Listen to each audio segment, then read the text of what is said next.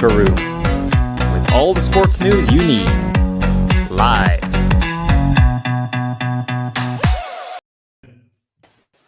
Good afternoon, it's Friday afternoon, it is 5 o'clock and welcome to the Locker Room. It might be coming up for Christmas, but we're still here. Ho, ho, ho. I am Graham Duffy and you will notice that tonight I am not joined by Michael McEwen or David Smith because they're skiving, shocking. But instead, I'm joined by a far, far better replacement, and he hasn't paid me to say that, it is true. It is the wonderful host of the Thursday night show, Your Country, and also the wonderful host of the Saturday show, which you can hear tomorrow at 10 o'clock. It is Mr. James E. Firstly, James, thank you very much for stepping in the last minute to join me. How are you getting on? I'm absolutely grand, mate. It's been such a long time since I've been on here, and it's really weird because obviously when the show was about to start there, you know, and the theme was going on, it flashed up on my phone that the Locker Room was going live. I was going to shout at my phone, I know, I'm here. I know, it's great that you've actually joined me in it because I was going to be struggling. I thought, what am I going to do I might have to do an hour here because I can't do it myself, but I don't have to, thankfully, because James is joining me tonight. We are obviously live on YouTube, we are live on Facebook, and we are live on Twitter. You can also listen to us on indielive.radio. So any comments that you've got about tonight's show, or if you want to ask what we're getting for Christmas or what we're having for Christmas dinner, anyone who's not having turkey, that's just wrong. You can drop any comments that you like, make it clean, and I'll read them out if I can. But we have got a lot to talk about tonight. We've got two games during the week, Aberdeen against Rangers, Celtic against Livingston. We've got games tonight, and we've also got games tomorrow. Yes, we have games on Christmas Eve, which is just really weird. And we're also going to talk about the World Cup final, and was it the best World Cup final ever? I might be slightly controversial in my view, but we'll get to that. So let us start with the game on Tuesday night at Pittodrie, the Granite City, as Aberdeen took on Rangers at Pittodrie. Now, going into the game, I think a lot of the talk was about really Aberdeen having a lot of criticism after the performance against Celtic on the Saturday. Now, before we get to the Aberdeen Rangers game, James, I want to talk to you about what was your thoughts on Aberdeen's performance against Celtic, because we're obviously in a group chat, and a lot of us, and we've got Aberdeen fans in the group chat as well, who were very unhappy. Can you understand the criticism that Jim Goodwin took for basically the negativity that they showed? Yeah, absolutely. I mean, don't get me wrong, I can understand why he set them out to play the way he did, because obviously he didn't want to get an absolute hammering. However, from an Aberdeen supporters fan, and I suppose any football team supporter, if your team's at home, you don't want to see them putting like 10 men behind the ball virtually for 90 minutes and not getting any shots on goal. You know, you want to see them having a bashing. Okay, if you do lose 3, 4, 5, 6 goals, you might get one, you know, but at least you've showed a desire to do so. But I do understand why he played that way, but I was disappointed myself. Aberdeen have been very good at home as well. I mean, they'd only lost one game to Motherwell, and I think this was a chance to make a statement, especially these two games coming up against Celtic and Rangers. I was kind of very surprised that they played that way, and especially the players who got up front, the likes of Duke, the likes of Majowski. Would you have expected them to have had more of a go, especially in this stuff? We're just after a break, a chance to have a real go at Celtic. If you're an Aberdeen fan, would you have liked to see Goodwin be a little bit more adventurous? Absolutely. I do think that, I don't think that Celtic were there for the taking in that respect. But I do think that, yes, Aberdeen are coming off from a break as well. However, Celtic had players who were at the World Cup. Some had returned in time for the game. Some were still away. I'm thinking specifically of Juranovic, who is a superb right back. And I've never seen him have a bad game for Celtic any time I've seen him play. So I would have expected Aberdeen or any team facing Celtic that night to have had a right go at them down that flank. And it didn't work that way, you know. And as I say, I can understand why he did it, because he didn't want to get an absolute scalping. But by the same token, if I was an Aberdeen fan, I'd have been absolutely raging, just like the Aberdeen guys were on our group chat. Yeah, there was even more on Twitter after the game. They were not happy. And I understand that, because I've said many a time that I want Hearts to have a go at teams. But there's always sort of this thing that gets put around that Aberdeen tend to play better against Rangers. And I have to say, for large spells on Tuesday night, I thought they did that. They went a goal behind through Sakala on 12 minutes. And I thought Aberdeen did have more of a go. They pressed a lot higher. They were more in Rangers' faces. They got the equaliser on 45 minutes through Duke. Personally, I think Alan McGregor's badly at fault here. He sets his wall up and then he's got that side covered, but he takes a step to the left. It's like the hokey cokey or something here. He takes a step to the left and then he gets completely caught out by Duke's free kick. Should Alan McGregor do better with that, or is it just a really good free kick from Duke? I think it's a bit of both. That's the first time really I've seen that lad Duke playing. So I wasn't aware of, he could do that. And I thought it was a very well taken free kick. But yeah, Alan McGregor, a little bit suspect for it. But by the same token, let's be honest, the Aberdeen goalkeeper, had an absolute nightmare at the end, that allowed Rangers to get back into the game, But they do play better against Rangers at times than they do against other teams, Aberdeen. A lot of that, in my opinion, goes back to the days when Alex Ferguson was the manager up at Aberdeen, because Fergie has this thing, he probably still the same, even though he's not managing anymore, but he always had this thing where it was a real sort of siege mentality, that he had built into the players. He did it with Manchester United as well, and it made them almost impossible to beat. And that's one of the reasons why during his tenure at Aberdeen were quite rightly the third force, and on the odd occasion, I would say that they were probably the second force for a wee spell during that period as well. Yeah, I can't disagree with that. I mean, I think Aberdeen I've said this before, I think Aberdeen are a good side this season. And I thought first half on Tuesday, they actually played some decent stuff. I think they go in 1-1 at half time with a couple of decent chances as well. I think actually it might have been at 1-1, or it might have been I can't remember if it was 1-0 at Rangers at the time, but there's a chance late on during the game that I think it's Leighton Clarkson plays a really good ball at the box, and I personally think Ramadani should score at the back post, puts it wide. But, Aberdeen, again, I thought they were a lot better. Whether Jim Goodwin has said to them, look, we need to press higher, but it did work. Second half, Leighton Clarkson, who I am a massive fan of, I have to say, he's a very, very gifted player. He scores the second goal. It's a great finish on his right foot. I mean, he's capable of that. What did you think of that finish? It was absolutely superb. And again, I didn't know this lad. It was only when they were doing the commentary on TV that he's from Liverpool. He's come up on loan from Liverpool. And again, I was very surprised. One of the things that did strike me about the current Aberdeen team is that I don't really know any of them. You know what I mean? And that kind of shows, the recruitment that's been done in the summertime. At one point, I was sitting thinking to myself, I wonder if that guy Ramirez is still at Aberdeen, or has he moved on, or, what's happened to him? Because he was such a mainstay, for them when he came to Aberdeen. And obviously, it's now that lad Majowski who is, he didn't do great the other night against Rangers, but I've seen him in other games and he has definitely got something about him. Yeah, Ramirez is still there. There's been a lot of talk about potential leaving maybe in January. I think there's probably 2 or 3 clubs in Scotland that would quite happily take him. Hearts being one of them, but I think he's a very good player. But Leighton Clarkson is somebody that I've admired for a long time and is at Liverpool. Obviously, he's not going to get a lot of games at Liverpool, let's be honest, with the players that they've got. But he's come up to Scotland and he is capable. It's a great finish. And then for me, on you go, sorry.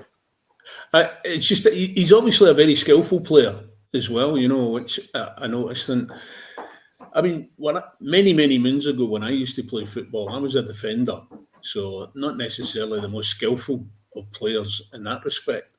But I've always admired skillful players who can use the ball, and also players who have got it up there, that are thinking ahead of what it is that they're doing. And that boy Clarkson comes across to me as a player who's thinking about the next move and possibly the move after that. Yeah, it does. I mean, for me, and I think Aberdeen fans have said this as well, from what I can see on Twitter after the game anyway, the game changes 65 minutes because Jim Goodwin makes a triple substitution. He takes off Clarkson, he takes off Duke, and he takes off Majowski. Now you're right. Majowski maybe wasn't having the best of games, but he was still a threat going forward.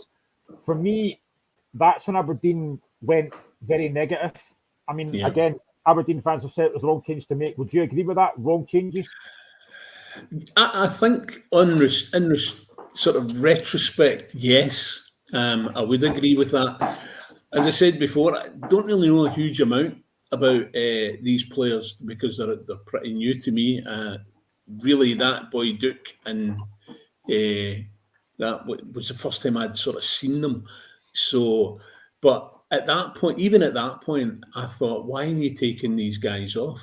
You know, who are you going to replace them with? Unless you're replacing them with players who are superior to them and will carry you on to the final victory, I don't see the point in doing it. I mean, if he was 6-0 up and he brought on 3 defenders for 3 attackers, then I'd be like, yeah, okay, then, they're not going to score 6 or 7 goals in the last sort of 10 minutes of the game or whatever.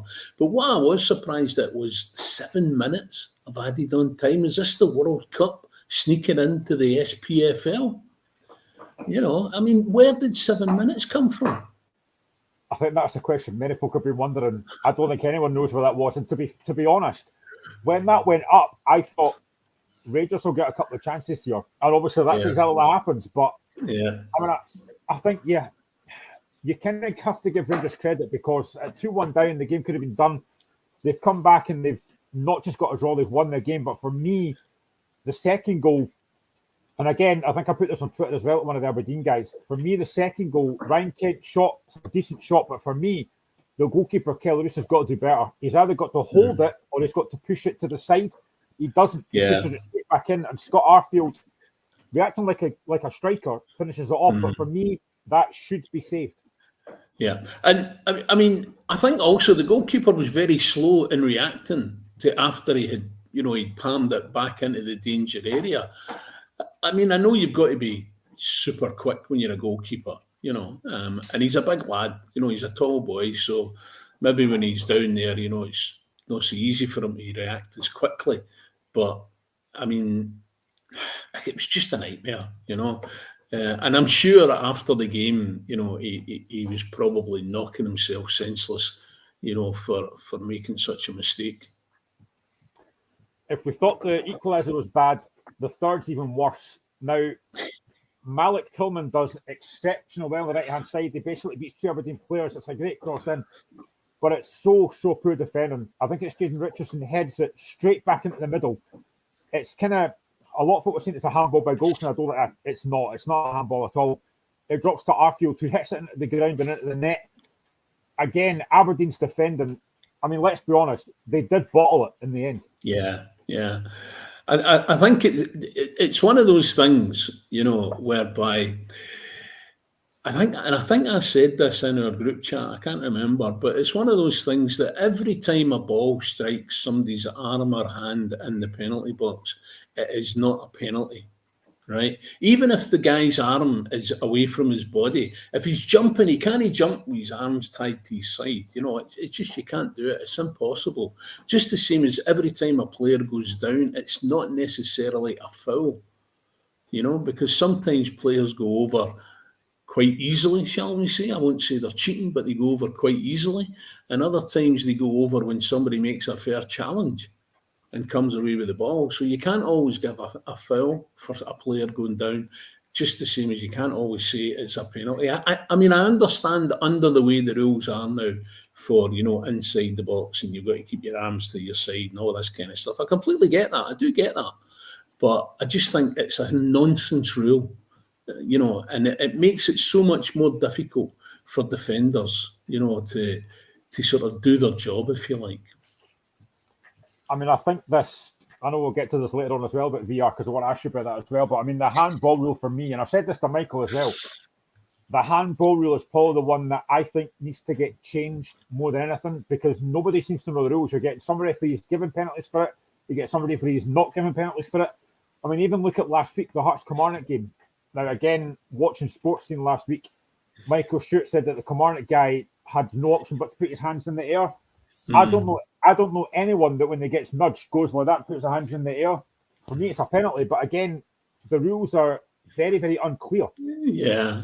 As I say, it's the whole thing of interpretation, and that's where VAR should be there to help the referee in that respect, But what I've thought about some of the decisions that have happened with VAR seems to be that the guy in the wee control room, which isn't actually in the stadium, let's be honest, it's miles and miles away.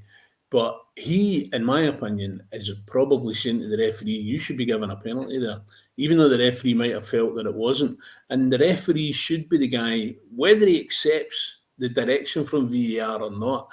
It's just like if it wasn't there, the referee is the guy that's there on the spot. He makes up his mind. If he thinks immediately that isn't, a penalty or an offside or whatever, then he should have the guts to stick to that, not then have somebody come in and say to him, by the way, it's a penalty. That's just not how VAR is meant to work. However, in saying that, every other country that has introduced VAR has gone through some bad teething problems with it. I mean, we all can remember what was happening in the EPL when VAR was first introduced there. It was an absolute nightmare. But it seems to have settled itself down. And obviously they've had meetings and discussions and all the rest of it.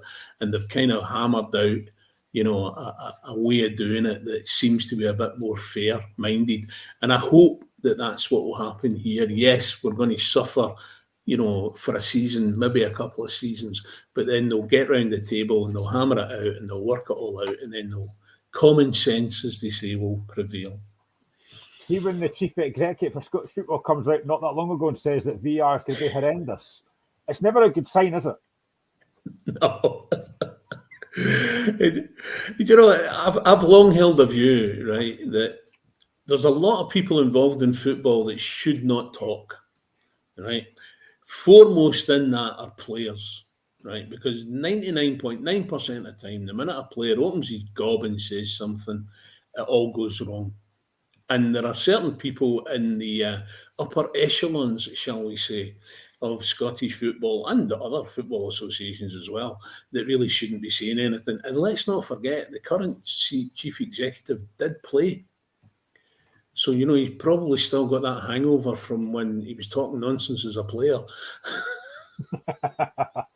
Oh, don't worry. We're going to get back to VAR shortly because there's a VAR decision in the Celtic game that we'll have to talk about. But let's go back to Aberdeen Rangers. We'll get to Rangers in a minute. But Aberdeen, as I said, they would hope to make a statement against Celtic and Rangers and show that they are capable of challenging them. They've now lost both games, but very differently. The Celtic game, they were very poor. The Rangers game, they were much better, but lost the game. Yeah. So if you're Jim Goodwin or Aberdeen, I mean, how are you feeling about Aberdeen's season so far? They are still sitting third, but they played the game more than Hearts as well. How do you think Aberdeen fans will be feeling right now about their side? I think they're going to be very annoyed, especially after the last two games. And, that would be true of any football fan, of any team. Possibly not so much Celtic and Rangers because they do tend to win more than they lose. But the other teams, I can understand the anger and the frustration because they have games, Aberdeen, when they look like world beaters. And then they have other games where, for whatever reason, is it tactics? Is it that players are not paying attention to what the manager's asking them to do? Whatever it is, or is it just the case that the opposition just happen to be up for it more than they are, But they are very much up and down. But in saying that, with that up and down season so far, they're still sitting third, as you say, So they're doing something right, but they're not doing it consistently enough. I think it was, I'm just trying to find out actually, I'm sure it was. I think it was Robbie in our group chat, an Aberdeen fan last week after the Celtic game. I'm just trying to find it. Yeah, I think he did. After they lost to Celtic, Robbie was very much in the Jim Goodwin out camp, and a lot of Aberdeen fans agreed with that.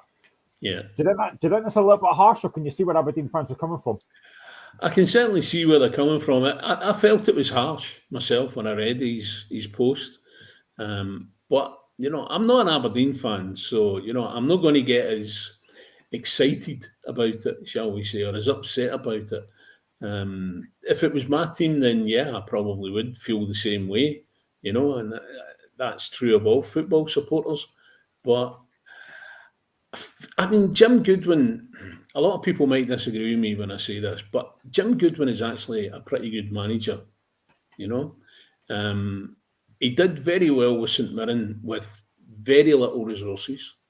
And that's primarily, I think, the reason he got the job up at Aberdeen. He's had a bit more cash available to him up at Aberdeen, and the quality of players that he's brought in, since he took over up there, have made the team better than what they were. But like any other manager, it's a results business. And I think personally, if he loses over the rest of the festive season, I think he'll be looking for a new job come January. I'm actually just looking at Aberdeen's next few fixtures. So they've got St Mirren away tomorrow. Now, Aberdeen have only won 2 away games this season. It's not a great record. Yeah. They then play Kilmarnock away on Wednesday. They've then got Ross County at home. They play St Johnstone at home. And then they've got the massive semi-final against Rangers in the League Cup. I mean, just forgetting the league for a minute, just put that aside just now. Yeah. That League Cup semi-final is going to be huge. They've just come off the back of a really difficult defeat in the way that they lost it. How big could that League Cup game be for their season if they could win that and get to the final? Massive, I think it would be a massive boost for not just the players but the fans, and it would also take the peg, the sugary peg that Jim's coat's on at the moment, and firm it up a wee bit. But I think they've been a bit unlucky in a way, coming back after the World Cup, and then they had Celtic and then they had Rangers, and then they're going to go down to Paisley to play St Mirren. And let's be honest, the St Mirren players are going to be up for it because they're coming up against their old manager, so there's going to be a wee bit added incentive there for them. And the Aberdeen boys, they're going to be down, after what happened the other night against Rangers. They have to be. It's just human nature. And this is where Jim Goodwin's man management will come into its own, because he has to get those guys fired up for going down. And even if they only win 1-0, they have to win it. And if they win 1-0, it'll be massive. But then they've got another away game after that, which, I think they have to do better away from home than they have been doing. And I suppose Saturday is the time for that to kick off. Trying to get inside a footballer's head is difficult, but I know that Jim Goodwin said that on Wednesday night Tuesday night the players were devastated. As you can imagine, I mean, how much do you think that would play in their minds? The fact that they were 2-1 up with 92 minutes on the clock and they've lost 2 goals so late on. How would that affect them? I think it's going to have an effect on them. That's absolutely goes without saying. Where it really comes into its own is on Saturday. If they are, 1 up or 2-1 up or whatever against St Mirren, and they go into an extended period of added on time, there's going to be players who start to worry about them dropping their standards. And this is where the character of the player comes into question. They have to put that out of their mind. It's hard, but they have to put it out of their mind, especially if they do come up against, it's a narrow lead that they've got. They're going to play 5, 6, 7 minutes of added on time at the end of the game. They've really got to see that out. And if that means being ugly, then by God, be ugly, but see it out and get the win. Well, they're not playing Rangers tomorrow, so there might not be that much injury time. You never know. But sorry, Rangers fans watching, I couldn't resist there. Sorry. But you're laughing more than Rangers fans will be, trust me. Do you still think that Aberdeen can and will finish third? See, to be honest, I felt at the start of the season, I thought Hearts would be third. You can come team. back. I didn't think Aberdeen, even at this point in the season, I didn't think Aberdeen would be in third place. I thought fourth, maybe Hibs, probably maybe fifth or sixth-ish. but they've really gone downhill. So I'm revising that as I think. But I did think that Hearts would be, obviously I thought it was going to be Celtic, Rangers, and then it would be Hearts, and then it would be Aberdeen and whoever after that.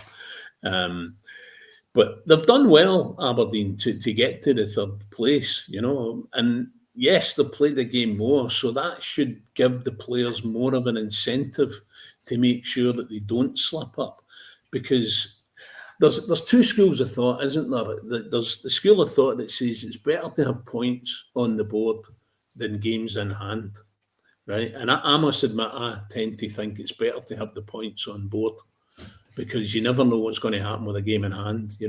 If you need 3 points to win a championship and you've got one game in hand and you lose that game, how devastating is that going to be, So I do believe it's better to have the points on the board, but they can't allow the fact that their nearest rival has got an extra game where they can sort of catch them or potentially overtake them. They can't allow that to enter their heads. They've got to concentrate on what they're doing, and they're just going to have to tighten themselves up and play just for the full, I say 90 minutes, but let's be honest, we know that a football match doesn't last 90 minutes anymore. Even if you don't stick 7 minutes on at the end, or 10 minutes, I think was one of the ones during the World Cup, there was about 10 minutes added on or something. But, you've got to play. I can't remember who it was that said, but somebody once said that you have to play from the first whistle to the last, regardless of how long that is. I mean, I've heard of Fergie time, but it's getting ridiculous now. 20 minutes into the time, seriously, what's that all about? But let's leave Aberdeen. We'll get to them again shortly with the Smirren preview. Let's go to Rangers now. Michael Beale has had 2 games now. They've won both of them.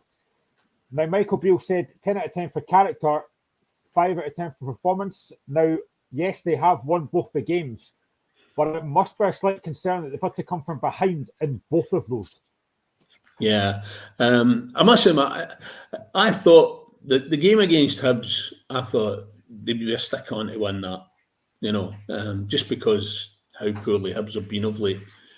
I was surprised that Hibs had done so well, and by all accounts, possibly should have won the game. But again, as I said before, it comes down to character, and the Rangers players stepped up to the plate and got themselves the win in that game. And the same thing happened the other night. He made some very good substitutions, and the players who came on were all players who could affect the game in a positive way, and that's exactly what they did.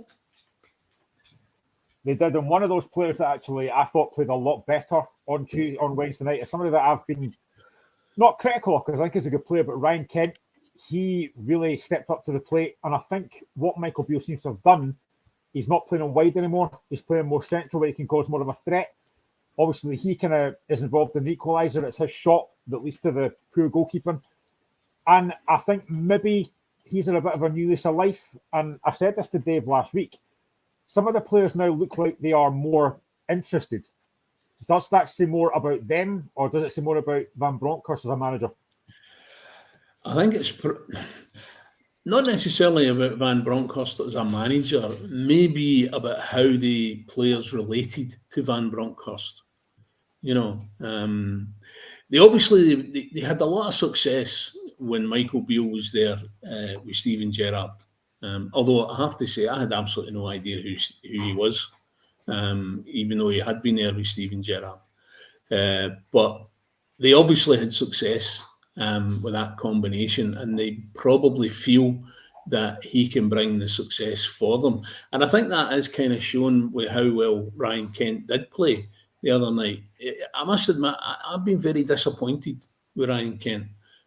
He had a great first season.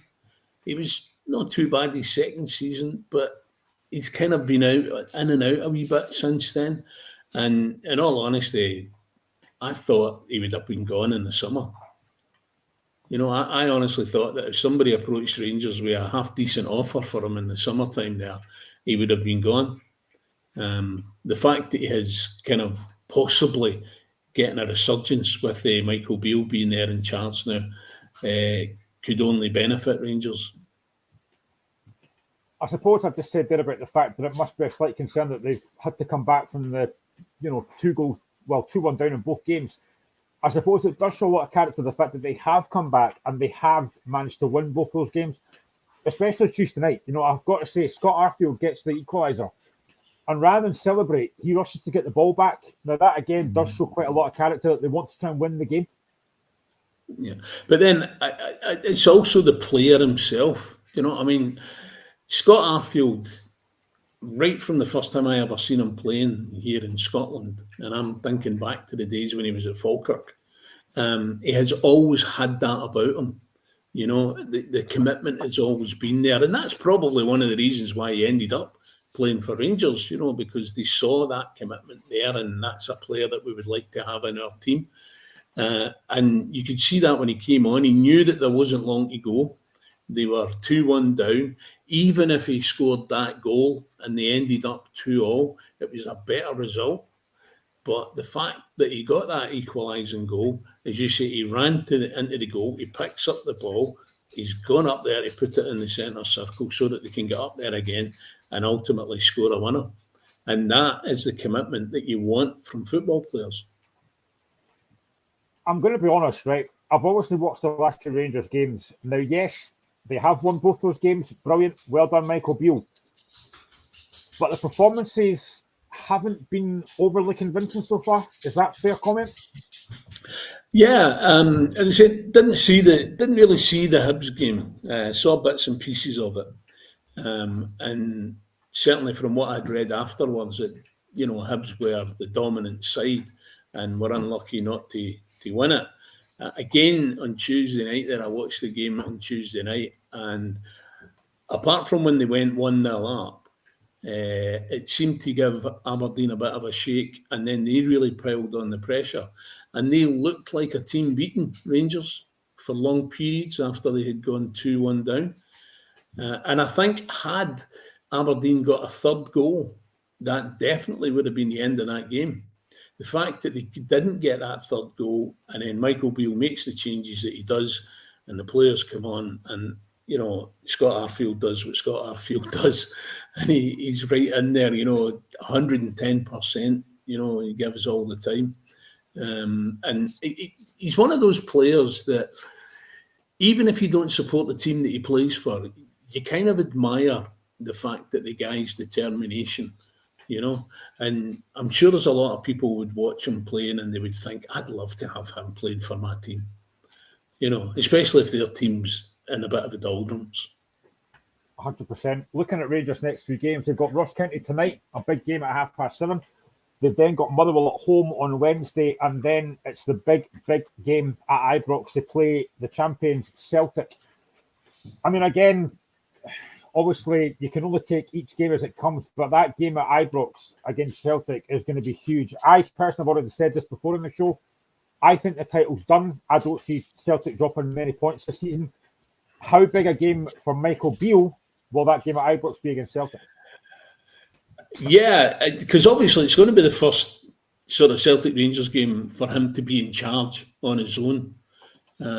So it's going to be big from that perspective. I think it will have more importance if they slip up before then. And I think tonight is potentially a banana skin for them. Ross County, you know, I think they did all that travel up to Aberdeen on Tuesday night, and then obviously they'll have travelled back down, and then they're travelling all the way back up to Dingwall to play that game tonight. You know, so there is a potential there for a bit of a slip up. I doubt if that's what will happen, but I think there is a potential for it. If they do drop points between now and the Old Firm game on the 2nd of January, then the pressure on Michael Beale on that game will be huge. Yeah, let's just touch on that game tonight, Ross County against Rangers. Ross County lost last week, 2-1 to St Johnstone.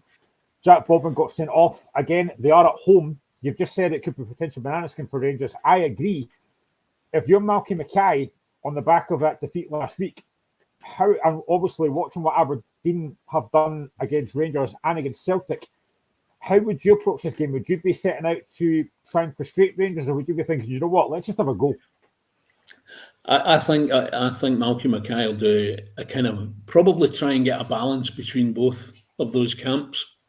He'll know that if they press, the Rangers' defence has been pretty ropey, so he'll know that if he presses, there's a potential for them to get something. But by the same token, he won't want to sit back and, put his own men under pressure because, let's be honest, no team can defend for 90 minutes. I don't care how good you are and how strong your defenders are. You cannot last for 90 minutes. And that's what happened to Aberdeen against Celtic. They literally defended for almost 90 minutes. I mean, 87 minutes before Callum McGregor actually managed to put the ball in the net. Another 3 minutes, possibly 5 minutes we added on time, but no, it was a step too far. Jack Ball is going to be a huge miss for Ross County tonight. That's setting off last week. I think Ross County have had a decent season so far. I know they're sitting 10th, but they've played some decent stuff at times. I still personally feel that they need maybe 2 or 3 more signings, especially on attack.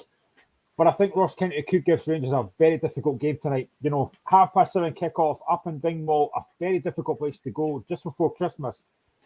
I do think if Rangers drop points tonight, I think it pretty much is as good as over for the title, in my opinion, anyway. But I wouldn't necessarily disagree with you, although I do always tend to think that, it's a bit, as I said earlier, you play from the first whistle to the last whistle. And for me, it's very much a case of you play until the last game of the season before you think, right, we're champions. Obviously, there are situations arise where, there's a points gap that is insurmountable. I'm thinking about when Steven Gerrard took Rangers to the title. The points difference between Celtic and Rangers that season was absolutely huge. And there was no way that Celtic would ever have been able to overturn that because of the way that they were playing that season. When you think about last season, it was a lot tighter, but Rangers dropped some points and Celtic went into juggernaut mode and, picked up points and went on to win the league. They've kind of carried on this season with the same sort of attitude. They've been steamrolling teams and they've done really, really well. But, I'm loath to say it, but I would hate to see them having a collapse. I don't think it'll happen, but I would hate to see them having a collapse. If I'm Malky Mackay, the one thing that I'd be quite positive about is the fact that Rangers do give up chances and do concede goals. Yeah, absolutely. For a while now, the defence for Rangers has been ropey. And for me, it's been quite funny because for a long time, commentators have been going on and journalists have been going on about the ropiness of the Celtic defence. And Celtic have got one of the tightest defensive records in the league this season. But Rangers rarely gets a mention, that they're leaking goals. I think the closest thing it came to it was there was a few weeks ago, before the World Cup break, there was mention of, should Alan McGregor be getting put out of the team, because he's now past it and all that kind of stuff. The dog is creating merry hell here. But no, they are ropey in defence, and Ross County have got some very lively attackers. So, I could see, as I said, I could see the banana skin potential for tonight. Yeah, James has a very, very nice dog called Bella in the background. You can't see her, but you can certainly hear her. I make sure it's on the radio. Take my place, Bella. You can take my place for 5. I'm not that bad. You're not distracted me. No, I was thinking you might want to sign her in place of Michael McEwen, actually, but that's. I was going to sign her at Hearts and play her up front, to be honest, along with Shanklin, but.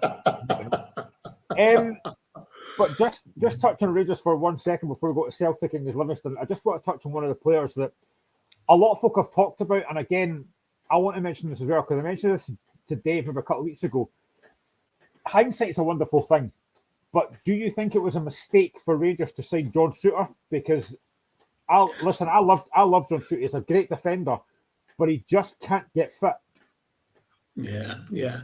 No, do you know what? There was a period when I would have quite wholeheartedly backed him to be signed for Celtic. He started out and he was really, really good, and you could see, how good a player he was. He went to Hearts, picked up some bad injuries, was out for long spells, came back. That whether he was completely fit or not, I don't know, but he never really struck me as being a player when he was coming back after his injuries that was absolutely 100% stick on. He went to Rangers on that pre-contract, and the bad luck with the injuries seems to have followed him on. I was reading something earlier today, I think it was Connor Goldson, had been trying to kind of not excuse the situation with Suter, but was kind of trying to explain the situation, just based on the amount of injuries that he's had. Yeah, 100%. Let's move on from Rangers and let's talk about the champions. No, it's not Hearts, unfortunately. It is Celtic, who took on Livingston on Wednesday night. They won by 2-1. The goals coming from an Obalai own goal and Kyogo. Livingston scoring through Nicky Devlin. Now, first half for me, I thought Celtic were very, very dominant, very much in control. James, obviously you must be very happy with the way Celtic are playing just now. Another 3 points, but what did you make of the performance overall from Celtic? Again, it was a classic game of two halves, and the fact that they were making chances, but as Ange Postecoglou said, there were players who were just not quite in the right position where the players know they should be. And if they were, they'd have been scoring the goals the way that they had been earlier in the season. So, yeah, I get that frustration for them. Hang on. I'm going to have to put myself on mute and sort this dog out. Can you just bear with me for a minute, mate? No worries, I'll carry on. Right. I'm glad James mentioned that. I was going to come to that point very shortly. I actually think that's good management. Now, I think Ange Postecoglou, they've won the game, but he's demanding more. He's demanding better. And I actually quite like that as well, the fact that he has been a little bit kind of not negative, but he wants his players to be attacking the box more. And I think he's right. I think Kyogo, for me, you look at the goal that he scores, it's good play. Great play from Abada, flashes the ball in, and it's a really good finish from Kyogo. He's the only one that really gets across that front post and finishes it. And I think Celtic have a lot of attacking quality, don't get me wrong. I've seen a lot of folk on Twitter and stuff saying, and on the radio stations as well, that say that Giakoumakis should probably get a game. Again, I think Giakoumakis is a very good player. Celtic do put a lot of balls in the box. I just think maybe they need a bit more from the midfield players. I'm a massive fan of Hatate. I think Hatate is a very good footballer. I watched him on Wednesday night. I thought he controlled a lot of that game. He's a very, very good player, but a lot of the stuff that he does is outside the box. He doesn't really kind of burst into the box like last minute and score, but he's a fantastic player. I think Abada and Jota put some great balls into that box. They really do. So I can completely understand what Postecoglou is saying, that he wants his players to be more aggressive in the box and attacking it. I think he's absolutely right. And I like that from a manager. I think even though you've won the game, you're still demanding more and demanding better. You can't let that standard slip. So I completely agree with that. I think it's actually a good trait to have. Gordon McIntosh, good to see you joining us, Gordon. Celtic with so many opportunities to score, but so few finished. Yeah, I agree with that again. I think Celtic, to be honest, in that first half, could have probably been about 4 or 5 up. Livingston weren't in the game. Don't get me wrong, Livingston had offered nothing. It's no wonder the manager demands better. Yeah, again, I completely agree. I think Livingston, for me, Livingston did what they had to do. They were defending quite deep. They didn't have a lot of attacking threat. And then, the goal comes from nothing. It's a good finish for Devlin, but it comes from nothing. If you're a Celtic fan at the stadium, you're thinking, how's that happened? How have they scored here? But Celtic could have had that game buried quite easily before half-time. So I can understand the frustration that Ange has got that, his strikers or his attacking players haven't done more going forward. But I never thought, even in the second half, I never thought that Celtic were any real threat. Livingston had a couple of chances, don't get me wrong. There was a good save from Joe Hart. Oh, James is back. Everything all right with the dog? Aye, to coin an expression, our back teeth were swimming. But yeah, so Celtic against Livingston. Where was I? Aye, no, it was very much a game of two halves. Celtic were very, very dominant. But do you know what? I'm never surprised with Livingston anymore. A couple of years ago, I would have been surprised by them, but not anymore. They're very, very well organised. And do you know what? I take my hat off to them because they have a go. You know, they do have a go, and they did have a go at Celtic. Hart made a fantastic save to prevent them from getting a goal. They get themselves in front, Celtic, admittedly through, an own goal, a kind of unfortunate own goal in some ways. But then they break up the park and they get a really good goal, Livingston, and at that point, you're kind of thinking to yourself, oh my God, is this going to be one of these nights? Rangers have won on the Tuesday, to peg it back to 6 points. Are we going to, are they going to drop the points here, So, yeah, it was a cracking game. I must admit, all over it was a cracking game. One of our regular contributors, Gordon McIntosh, says Celtic had so many opportunities to score, but so few finished. Now, I just was saying when you were on there, dealing with Bella, I've just been saying that for me, I actually quite like that Ange Postecoglou, even though Celtic have won, is demanding more and demanding better. I think that's good management. He wants more. And I think Abada and Jota put in some great crosses, and there's only really Kyogo in the box. So I can understand completely. I can understand completely where Postecoglou's coming from with that. I must admit, I talk to obviously quite a lot of people who follow Celtic, and quite a lot of them say to me, that they would like to see Giakoumakis and Kyogo, being a sort of two forwards on the park, and I can kind of see that. But when I analyse the way that Postecoglou sets his teams out, he rarely sets his teams out where two strikers would fit. He likes that sort of width and coming across. So it might be something worth trying, in a couple of games where, maybe they go 12 points, in front at the top of the table. Maybe in a game they can think, right, let's, just for this one game, let's put Giakoumakis and Kyogo, assuming that Giakoumakis is still there. Obviously a lot of talk about him possibly leaving in January.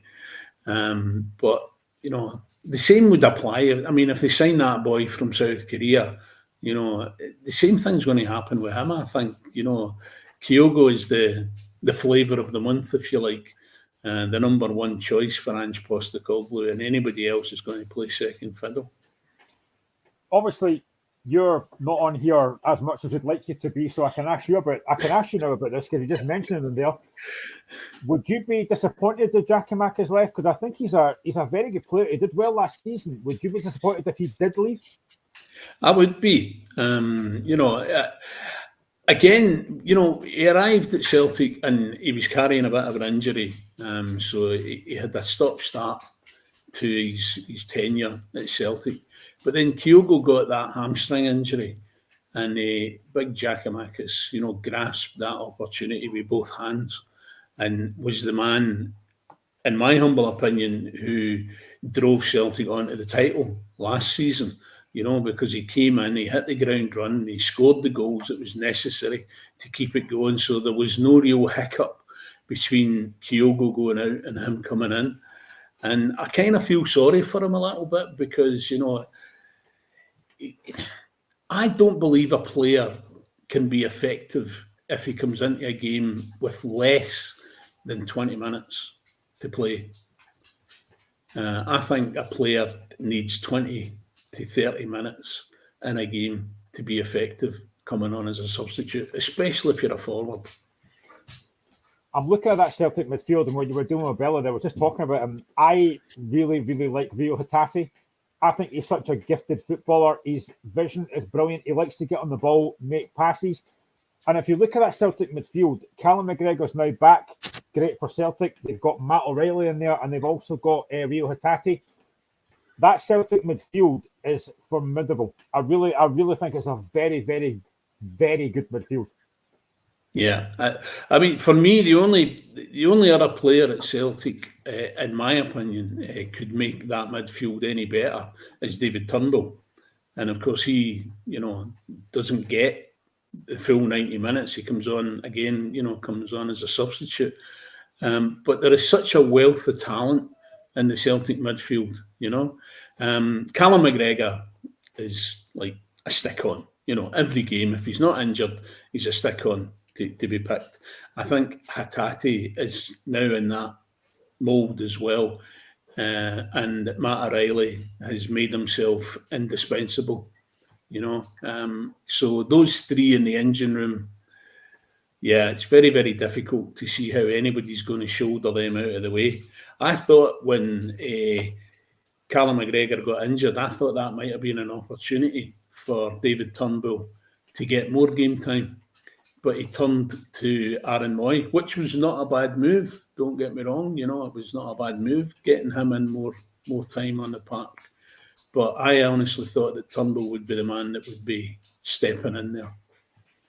If you look at that Celtic bench, they had Morris Jens, Giacomakis, Haksabanovic, Moy, Turnbull, Bernabe, Benji Siegrist, Deza Maeda, James Forrest. That is an extremely strong Celtic bench. It's probably one of the strongest Celtic benches in a long time. And I'm thinking back to the Brendan Rodgers era. They had some great players, weren't playing every week at Celtic in that time as well. But it is a very, very strong bench. And literally, possibly with the exception of the goalkeeper, there is literally not a single player on that bench who couldn't come on and turn the game. And that's, to me, that's the important thing for a bench. That you have players sitting there that if you need to, you can bring them on and, they'll get you that goal if it's needed. I'm so jealous. You look at Celtic's bench and I look at Hearts bench and see Ewan Henderson and Gary Mackay-Steven on it. I'm like, what is going on here? What is wrong with my life these days? No, but I mean, I just think, again, you've talked about one of the players earlier on. We're talking about Josef Juranovic. He was outstanding at the World Cup. Now, I asked Dave this question last week, so I'm going to ask you because you're here. If you're Celtic and you're losing Juranovic, how much would you be looking to get for him? 50 million. And I know that's not going to happen. I was actually, it's interesting you asked me that question because I was reading something the other day where I can't remember his name, but I think it was an ex-Celtic player had said that they would probably be good if they got 20 million, but they didn't think they would get 20 million, just down to the fact that Juranovic is 27 years of age. So kind of like getting towards the end of his career, so to speak. Whereas when they got rid of Kieran Tierney, he was only in his early 20s, so 20 million for him seemed like a steal. I think, depending on how much somebody wants to spend, is really how much they're going to get for him. He's on a long-term contract, so they don't have to sell him. But if somebody comes in, just for talking sake, say, I don't know, Atalanta comes in and says to Celtic, we'll give you 15 million for him, they can go, get lost. We'll take nothing less than 20. And then it's up to that club. If they really want that player, then it's up to them to come back and say, right, okay, we'll give you 19 and a half or whatever, it's going to be, because they don't have to sell him. It's different if, like at Rangers at the moment, you've got Ryan Kent and you've got Morelos going into the sort of last stage of their contract. Morelos is able to talk to teams in January and could leave, for free at the end of the season. It's not that situation at Celtic, and it's the same with Giacomakis. They don't have to sell him. If the player's upset, then it's probably best for him to move on. But they don't have to sell him. But I personally feel that they should be, if they need to put their hands in their pockets deeper to keep these players. Any Celtic fans watching, don't worry, I am going to get to the Aberdeen decision in a minute, but I just want to touch on Livingston because this is a sports show. I have to touch on Livingston as well. Now, you did mention that Livingston are a really good club. I completely agree, and I've said numerous times as well, I think David Martindale is one of the most underrated managers in this division. I think the job that he does on a shoestring budget is incredible. They're sitting sixth in the league, and I think Livingston are a very, very good club. Absolutely. And do you know what? If the teams above them suddenly went into a bit of a tailspin, who would bet against Livingston getting fourth or maybe even third? You know, potentially they could do that. They're only 2 points off third. Very, very possible. Yeah. You know, it's highly likely. But you would need every other team above them to collapse. You know, and how likely is that to happen? You know, well, Aberdeen collapsed in 2 minutes. It's going to happen quite easily. Yeah, but then you know you're looking for Hearts to collapse like that as well. You know, so that will happen at some point. Trust me, that will happen. I know it will happen. But no, I do. You know, I've long admired Livingston. Even way back when they first kind of came into being. Of course, not many people will know this, but they sort of were the phoenix that rose from the ashes of Meadowbank Thistle in a lot of ways. And there's a lot of people will be sitting watching this and listening to this and they'll be saying, what's he talking about, Meadowbank Thistle? Who the flipping heck are that? Were they not Ferranti Thistle first, then Meadowbank? Yeah, they were Ferranti Thistle first and then Meadowbank Thistle. But it wasn't a direct metamorphosis that they became Livingston. There was quite a few wee things happened before that occurred. But when they did come out as Livingston, they've always done well. They went through a very rocky period when, you know, they did look as if they were going to go to the wall. And for quite a few years, they were like down in the doldrums. But they've slowly but surely built themselves up. And they have it was interesting that David Martindale was talking about the system that Celtic use, you know, in terms of generating money for the club and how successful it's been. And they have a very strict policy of, you know, wages and stuff like that. They've got a very strict wage structure. And it's interesting because Livingston do something kind of similar, not on the same scale, but they work to what they can afford. And they go and they find players from, predominantly tend to be from down south, who in theory are not particularly good and maybe no make it into likes of the Premier League in England or whatever. But then they come up here, you know, and they just, I don't know, is it David Martindale? Is it the players themselves? I don't know. Is it a combination of the two? But it just seems to work. And I think he's got himself a terrific number 2 in Marvin Bartley. You know, I really do. I really do think that I always admired him as a player, and I think he's an absolutely superb number 2 to David Martindale. And you know yourself, I've joked about David Martindale in the past on this show. So you know, I do take my hat off to him. He does well, and he has done well. And it was a kind of backhanded compliment, I think, when he was kind of being mentioned as a potential manager for Rangers. I never ever thought it was going to happen, but I think it was a nice wee compliment for him and the job that he's done. So are you surprised that he doesn't actually get touted for other jobs? Because he has done such a great job at Livingston, but he never seems to get mentioned for other jobs. I think it's one of those things, you know, that because it's not like an inverted commas fashionable team, you know, if he was managing, say, Hibs or Hearts, or Aberdeen even, you know, and they were doing so well, then, yeah, he would definitely be somebody that, you know, the teams would be looking at from, say, the Championship down south and whatever. But Livingston seems to be one of those clubs that kind of flies under the radar, if you like. You know, nobody really kind of thinks about them until they do something like get a great result against Celtic or Rangers. And then people start talking about them. I never thought I'd hear fashionable Hibs in the same sentence, but it's a different colour day. So there you go. Right, we have to talk about it. It's fly in the ointment. I thought we wouldn't have to talk about it, but we are going to have to talk about it. VAR. So Celtic are 2-1 up. The ball is played through. Abada starts offside, but the ball comes off the defender Boyce. Now, I think when a defender tries to play the ball, it then brings the player as active, but the referee goes to the monitor and he gives it offside. There's been so much debate about this. James, what do you think? Was it the wrong call that was offside?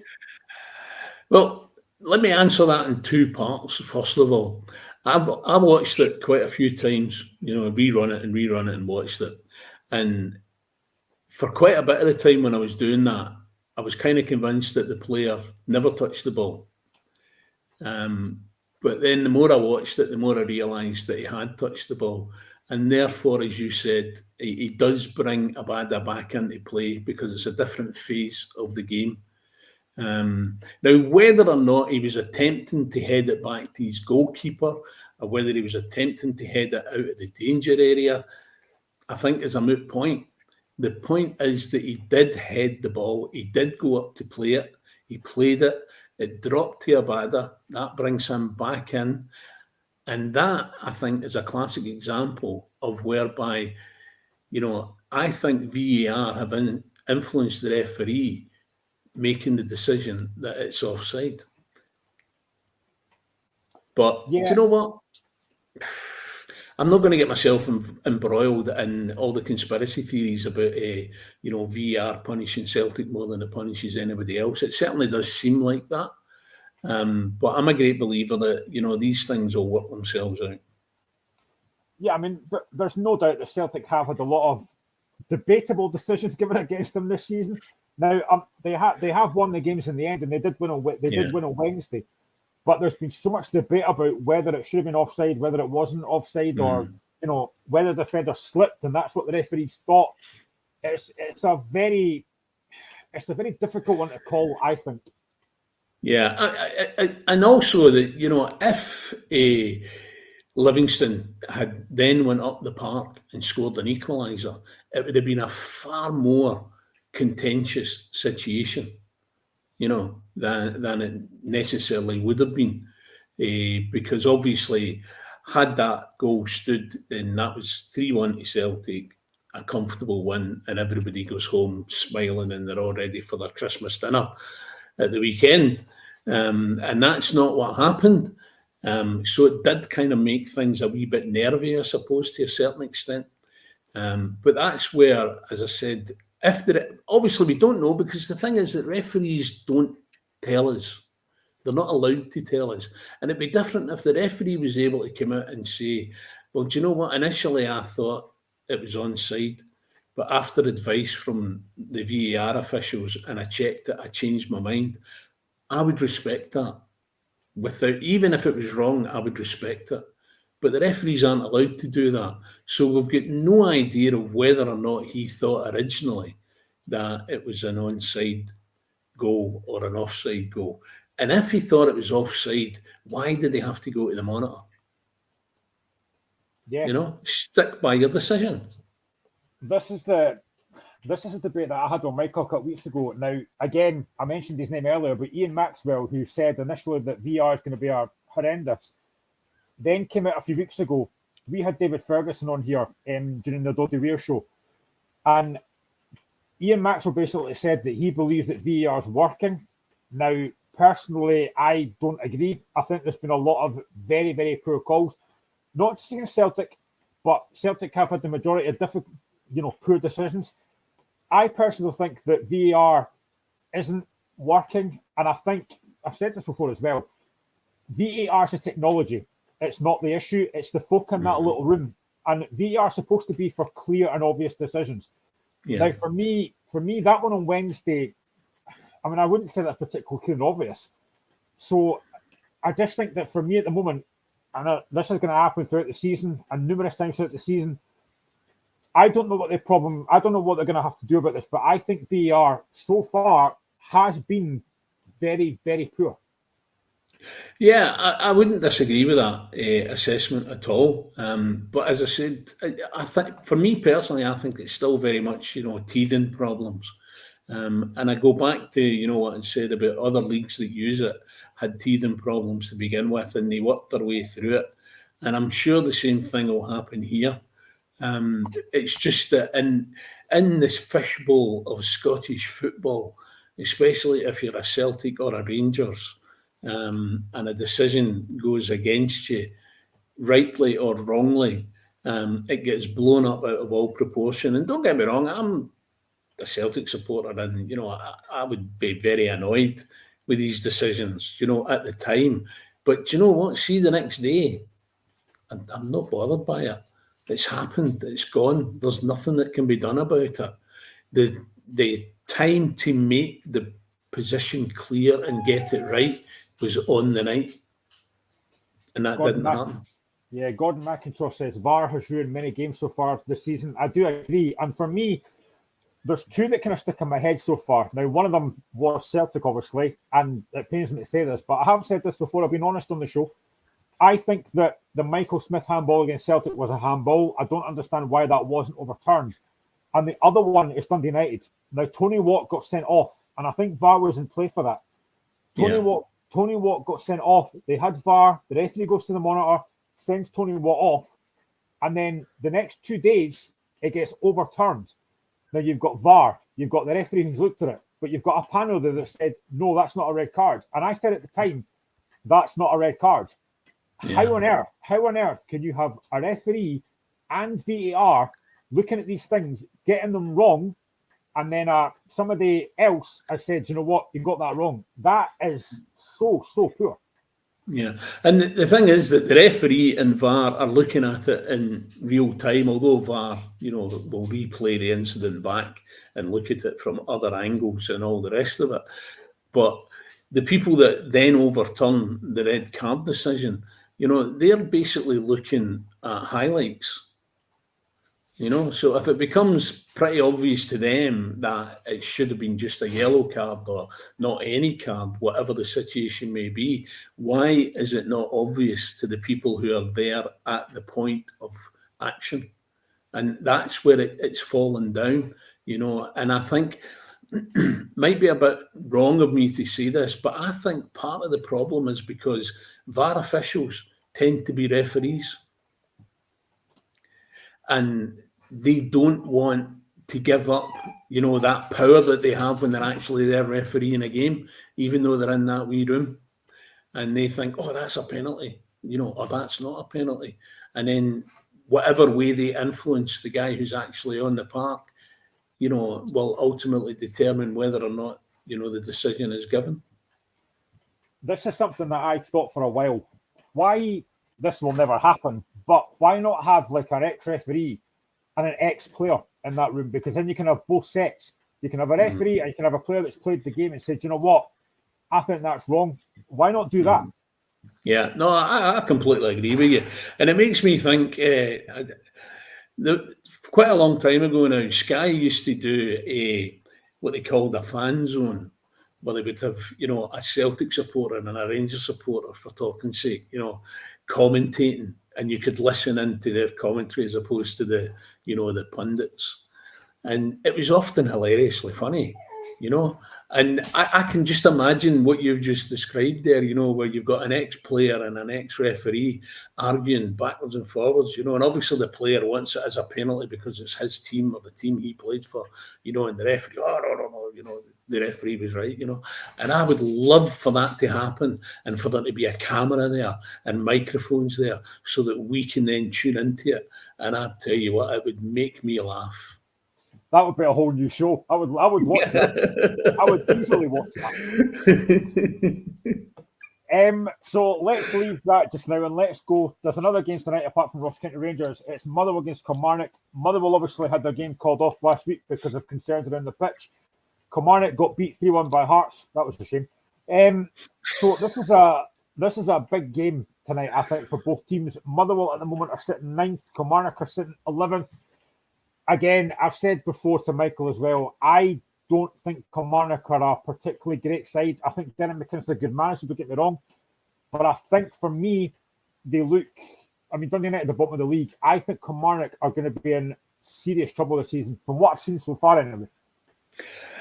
I wouldn't disagree with you, and it pains me to say this because I don't particularly like the player, but they miss Kyle Lafferty.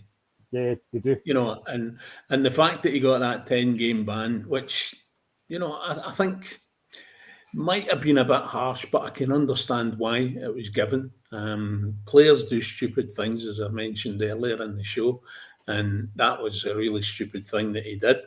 I'm not trying to defend him in any way, shape, or form, but for the team and the club, they're being punished every bit as much as he is by, you know, not being able to play. And I think that's kind of been borne out with how they've been since he's been out of the team. But I was interested, actually, because I was wondering if you might have been able to give us information on this. I heard rumours that both teams will be playing in scuba gear after the flooding that Motherwell experienced. I can just see them running along the pitch with their flippers on. I mean, it's a good point, though. I do think Kilmarnock have missed Kyle Lafferty. I mean, again, last week against Hearts, first half, Hearts were the far better side. Probably could have been 4 or 5 off in that first half. Second half, they were better. But I just don't think they've got enough quality, especially in that forward area, to really stay in this league. Yeah. Again, it's that whole thing, isn't it, about they went down, and obviously they had to get rid of players when they went down because they have to cut costs and all the rest of it. And then they come back up, but they still don't really have the money that they might have had they been, you know, still in the Premier League to buy slightly better quality players. So they have to cut their cloth accordingly. And if they can survive in the Premier League, then obviously they're going to have a wee bit more money in the coffers. So for next season, they might be able to replace some of the players who are not necessarily up to standard with players who will be closer to the standard and hopefully take them on. And that's the perennial problem, isn't it, for any team that gets promoted in any division anywhere, is do we spend money that we might not necessarily actually have to be able to stay in the league? Or if we spend all that money and we still go down, my God, what happens then? Obviously, as a Hearts fan, we've been in the Championship, and it's a horrible league to be in when you're a Hearts fan, or any team in the Premier League. If you go down, it's a very, well, not for Hearts because we came straight back up, but for any other team, the Championship is a very, very tough league to get out of. There's a lot of teams in that league who want to get up. So if United or Kilmarnock go down, it'll be very difficult to come straight back up again because it is such a difficult league. Yeah, absolutely. I mean, if you think about it, even before the sort of COVID shutdown thing, for me personally, at the end of the season, the playoffs for the teams who, you know, potentially can get out of, you know, the Championship, other than the people who win it outright, have always been some of the best games that I've watched. You know, the standard is really, really high. And we spoke about this. We thought that possibly Arbroath, you know, might have been the team to make that leap, if you like. Ultimately, they kind of fell by the wayside a wee bit. But, you know, it's a very, very competitive league, probably more so than the Premiership, I would argue, to a certain extent. Well, I'm actually just looking at the league table now for the Championship. You've got Ayr United, who are top on 32 points, Dundee in second on 31, Queen's Park in third on 30, Morton on 29 points in fourth, Partick Thistle in fifth on 27, and Wraith and Inverness, 6th and 7th, both on 23. So it is so tight in that league. Anyone could come up. Yeah. And if you think about it, historically, every one of those teams has been in the top league at some point, whether it was before the SPL came into being and all the rest of it. But all of those teams have played in the top division in Scotland at some time. So, you know, that it's there, you know, historically it's there for them. It is such a competitive league, and I would love to see Ayr United come up. I think they're a very good club. You know, it's a very tight little ground, Somerset Park. It's a difficult place to go. So, again, it is very tight. But I think in terms of Kilmarnock, I mean, I think, again, they need probably 3 or 4 new signings in January. Whether McInnes gets someone to go and do that, I don't know. But for me, they just, from what I saw last week and what I've seen so far this season, they just lack real quality. Yeah, I know. I've got a really good pal who's a Kelly fan, and they can do no wrong in his eyes, which is great because every football fan of any club should feel like that, you know. And even he was so devastated when they went down, and so elated when they came back up. And now he's kind of sliding back into the doldrums again, just purely because of what you've said there, that even he admits, even though he's a dyed-in-the-wool Kelly man, that they've just not got the quality. And it's not quite worked out the way that he had hoped when Derek McInnes came in. But again, I go back to being, you have to cut your cloth to what you can afford. And unless they get a couple of seasons in the Premier League, that is always going to be slightly less quality cloth, shall we say? Yeah, in terms of Motherwell, this will be the first game back. Obviously, they didn't have a game last week. This is the first game back after the break from the World Cup.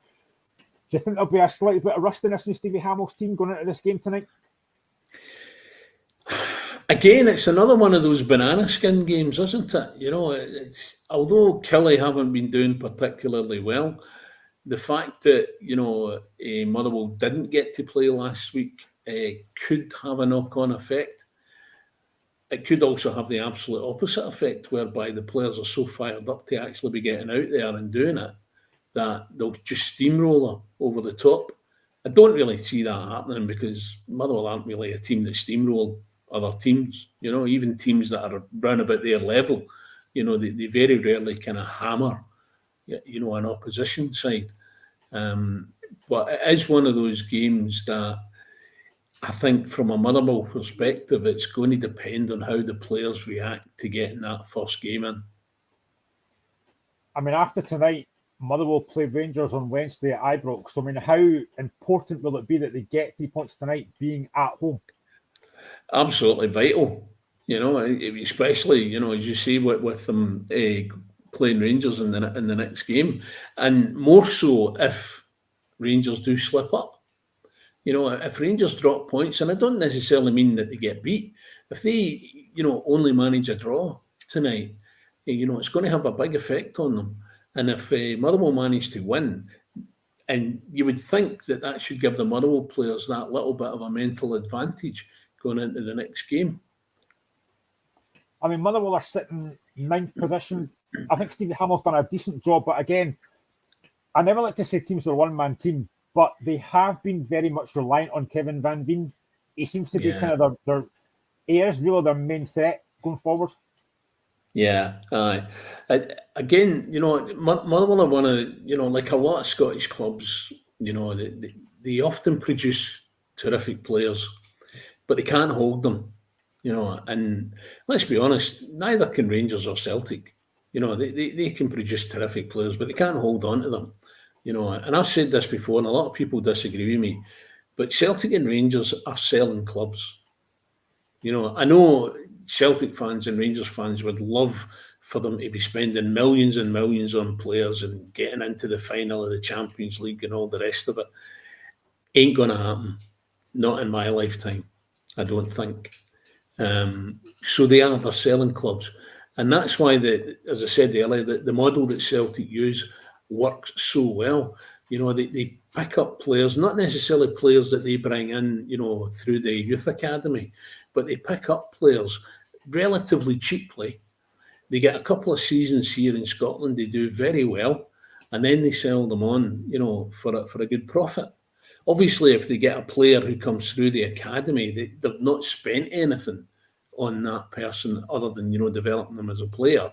So it's pure profit. But like Juranovic, relatively speaking, tuppence halfpenny when he came in from Poland, but there's a potential for, say, maybe 15, 20 million quid possibly. That's a huge, huge profit. And unfortunately, your Motherwells and clubs like that just ain't going to get that. Yeah, 100%. So we are flying through this. We've got about 40 minutes to go on the show. It's been great having James on with me tonight because I genuinely couldn't have done this on my own for 2 hours. That would have told me. So let's get predictions for tonight first. Ross County against Rangers. What's your prediction for tonight? I'm going to sit on the fence on this one, and I'm going to go 1-1. I'm going to go, I think it'll be tight, but I'm going to go 2-1 Rangers, I think. I think they'll get a penalty in the 91st minute or 97th minute. You never know. Let's now go to Motherwell against Kilmarnock. Prediction for that? And this time I'm going to stick my nose right out, and it will get cut off, no doubt. I'm going to go 3-0 for Motherwell. Ooh. Do you know Told what? you I was sticking my nose out. I'm going to go 2-0 Motherwell, just to be different. I think Motherwell will. I think Motherwell will win because I just think I've not seen enough of Kilmarnock that says that they've got enough quality. So let's now look to tomorrow, and yes, there are games on Christmas Eve. Ho, ho, ho! Bring on Santa Claus! All I want tomorrow is 3 points for Hearts. So let's start with the game at 12:30 between Celtic and St Johnstone. Now, on paper, this you would think would be an easy 3 points for Celtic.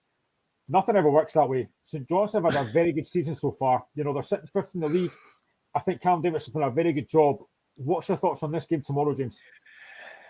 It's going to be tighter than I think it's going to be comfortable on Christmas Eve. Do you know what I mean? As you said, Callum has done a terrific job getting St Johnstone back. Because let's be honest, after they won the Scottish Cup and that, you know, they did bomb. You know, they really did. But he's worked away at it, and the club have supported him. Do you know what I mean? They could easily have said, right, get him out the door and bring in somebody else, but they've stuck by him, which I like to see. And he's pulling them back up, and he's got some good players there. But I just think Celtic will be far too strong at the end of the day for St Johnstone. But I think St Johnstone will cause a wee bit of a fright or two during the game. You know, me, you, and Dave did a show quite a while ago now where I basically said that at times managers don't get enough time. And I think Callum Davidson is a kind of example of that. You know, as you said, they won 2 cups, they got top 6, they got European football. It would have been very easy for Jeff Brown, the St Johnstone chairman, to go, do you know what? We need to get rid of him over a poor run. Mm. But as you said, you have to give Jeff Brown and St Johnstone a lot of credit because they've kept hold of him. As I said to Michael last week, I think they've signed very well. Nicky Clark, for me, has been an absolutely fantastic signing. And the fact that St Johnstone is sitting 5th, I think has been fantastic from Davidson and St Johnstone overall. Yeah, absolutely. And as you say, you know, it is commendable, you know, for the people that own St Johnstone and the board to back the manager like that. Because for me, you know, there's no point in chopping and changing your managers all the time when things aren't going right.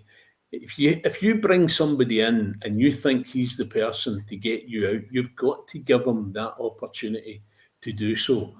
Some might argue that Callum Davidson's had more than an opportunity to do that, but he has proven himself, you know, and he's brought them back from the brink, as it were, and they've been doing really well this season. And again, they're a club that, you know, they're going to be up and they're going to be down. You know, and I don't necessarily mean in and out of a league, but, you know, they're going to be up and they're going to be down the way that they play. I mean, again, like with Livingston, St Johnstone only a point off 3rd place, which really seems remarkable given how poor they were last season. And they didn't have a great start to this season either. But again, as you know, you'll know as a Celtic fan yourself that at McDermott Park a few weeks ago, they were very good against Celtic. They lost the goal in the last minute through Giakoumakis. But for large spells in that second half, St Johnstone were excellent against Celtic. Yeah, they play some really good football, St Johnstone. You know, they really do. Maybe a little bit light when it comes to scoring goals. They kind of rely on Stevie May a wee bit too much. But then the same's true for a lot of teams in Scotland out with Celtic and Rangers. You know, they can't really afford to have 2 or 3 players per position. So, you know, they do have to rely on certain players. And Stevie May does score goals, you know, not necessarily all the time, but it's the other stuff that he does off the ball that sometimes goes amiss. You know, I remember watching him a few weeks ago and he didn't score, but he was really, really good doing his link-up stuff, and bringing other players in and basically being a nuisance. Definitely. I mean, in terms of Celtic, obviously we've heard what Ange Postecoglou said about the fact that his attacking players didn't attack the box more. Would you be expecting him to make any changes for tomorrow on the back of those comments the other day? I think we'll probably see Giakoumakis starting with Kyogo getting a wee bit of a rest, but he'll probably come on later on in the game. I would expect Abada to keep his place, possibly get either Haksabanovic or James Forrest in on the opposite flank. But I don't see there being wholesale changes, really. I mean, at the back, they're going to have to make a change because apparently Anthony Ralston picked up an injury, and obviously Juranovic is not back from the World Cup as yet. So, they're going to have to get somebody to fill in at right back. But then, does that boy Bernabe, could he play at right back and have, Taylor still at left back, or could Taylor move to the right and bring Bernabe in? That's really the only change I could see happening in the defence. Midfield, there's not going to be any real changes in the middle of the park, let's be honest. But up front, I think Giakoumakis will start. See, again, hindsight's great, but see if the season was to stop now and you had a Celtic Player of the Year, would Greg Taylor be winning it? Because I've said this before, I think Greg Taylor has been incredible. The turnaround that he's had, considering a lot of folk thought that Taylor would be out the door when Postecoglou came in, I think he's been probably this season easily one of Celtic's best players. He has, and he has done really, really well. It's that kind of bounce effect, isn't it? I mean, Anthony Ralston was on the suggliest of sugarly pegs. A lot of people had him taking his suitcase down the London Road before Postecoglou came in, but he really knuckled down when the new guy came in, and he's done really, really well.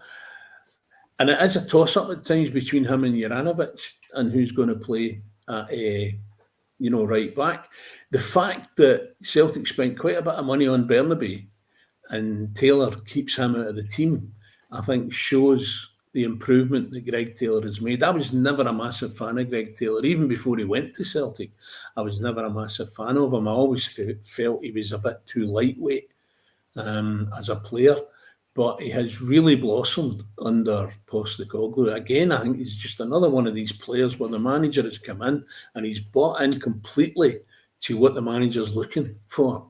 And he's probably putting the hard yards in, at training that we don't see. And that's why he gets that nod every week. And he's scoring goals now as well, which is an absolutely amazing thing. Yeah, for a left back, he does get in the box quite a lot, doesn't he? But just before we wrap up on Celtic, I want to get your thoughts on another player as well. He's someone that divides a lot of opinion, but he has played in the World Cup. Daizen Maeda. I mean, again, I think Maeda's work rate, and I've said this before, is exceptional, but he doesn't score maybe as many goals as what he should do. What's your thoughts on Maeda? Yeah, I like him. And I have done since he signed for Celtic.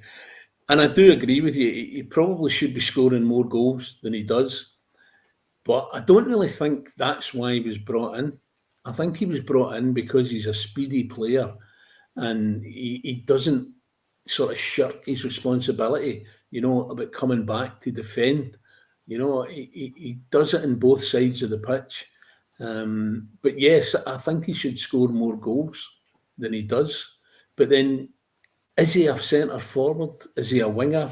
I don't really think Maeda himself knows what he is, and I don't think Postecoglou knows what he is.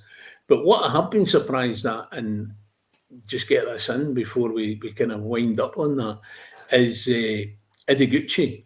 I honestly thought that when we signed him last year, that he would be a guy that would really start to come into his own in the centre of that midfield with Celtic. but he's just not really had the opportunity. Yes, he's had a couple of injuries, but he's just not really been able to break into the team because the midfield has been so strong. And I think he is one that will probably leave in January. I think it's the same with that Oliver Abelsgaard as well. He played a couple of Champions League games, and I think he looked a bit at his depth. But again, he's only young, and he's not really featured maybe as what he thought he might have done.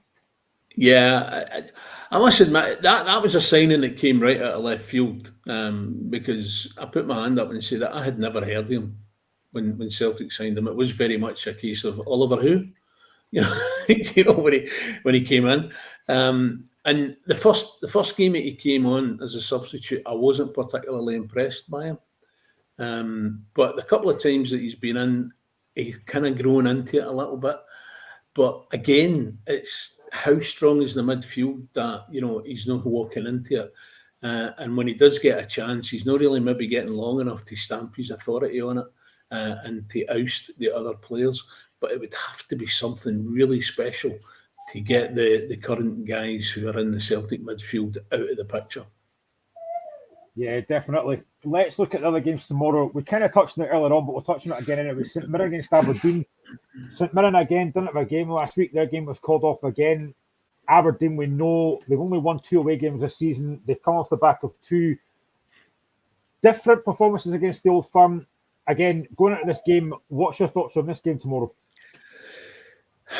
I'm going to upset the Aberdeen guys in our chat, but I think St Mirren will win it. And I think they'll probably win it by a goal. Because I don't think the Aberdeen players will have recovered sufficiently to sort of go out there and absolutely hammer St Mirren. And do you know what? I don't really think any team in the league could go out and absolutely hammer St Mirren, not even Celtic in their best days. Well, when you think about it, St Mirren have already beat Celtic at home. They've also got a draw against Rangers.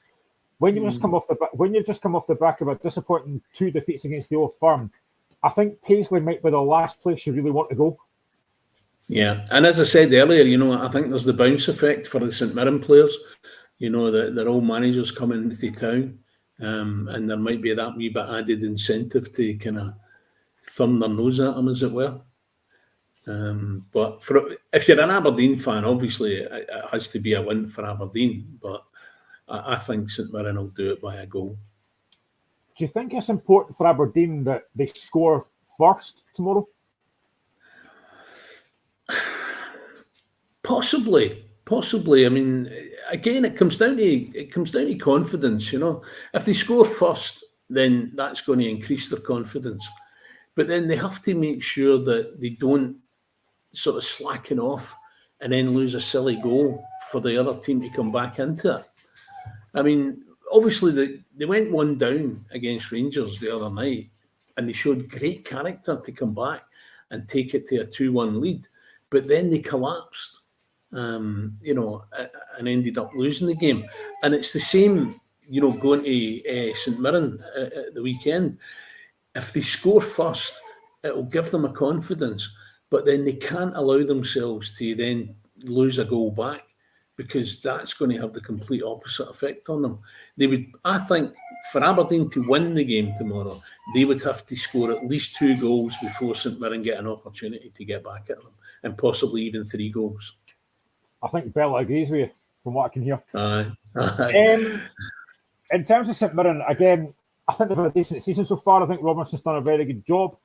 If they can get 3 points tomorrow, again, they're on 21 points. Again, they're only about 4 points off third place. The race for that third place is so tight just now, and St Mirren are in there as well.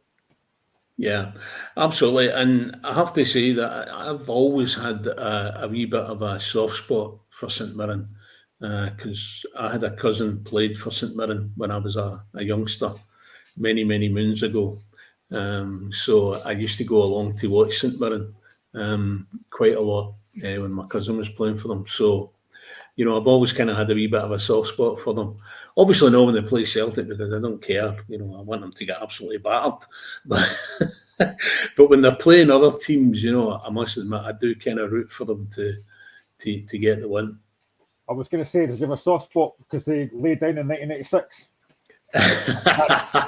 That still cuts me deep, man. It still cuts me deep. Whatever do you mean? But what are you referring to there, Graham? I must have been missing then. What happened then? Just some daft wee league title or something, and quite a while ago. I'll try to erase it from my memory. Do you know what? I was there that day, and there was as many people listening to the Hearts game on their wee handheld radios as there was actually watching the matches were going on in the pitch that day. But I was still quite young at the time, so I wasn't really following Hearts as much back then. It was kind of more after that, but I've watched numerous videos, I've watched numerous things about it, and it's still, you can tell, because I listened to a podcast a while ago, and they had John Cahoon on it, who played for Hearts at the time, and he was still very emotional about the whole thing, which I can understand. Of course you can. You're 7 minutes away from winning the title, and we've never had a better chance. So I can't imagine what it would have been like to be at Dens Park that day, and obviously be at Paisley as well for Celtic fans who must have heard that score.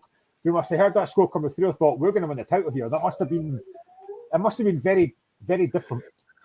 Yeah, I mean, a certain young man by the name of Kidd became a brother to every Celtic fan the world over that day. and Hibs fans, believe me, and Hibs fans. But you know what? They have an Albert Kidd day. Do you know what though? I mean, I can fully appreciate how devastating it must have been for them to lose out, because I think back to Helicopter Sunday when Celtic lost the league and Rangers stole it. Well, I was going to say stole it there, and that's not true. They won it by getting that extra point that was required. But when you're that close, you can kind of feel the trophy in your hands almost, and then something happens and it all just disappears. It must be such a devastating feeling. I would hate to be a player in that position. It's bad enough as a fan.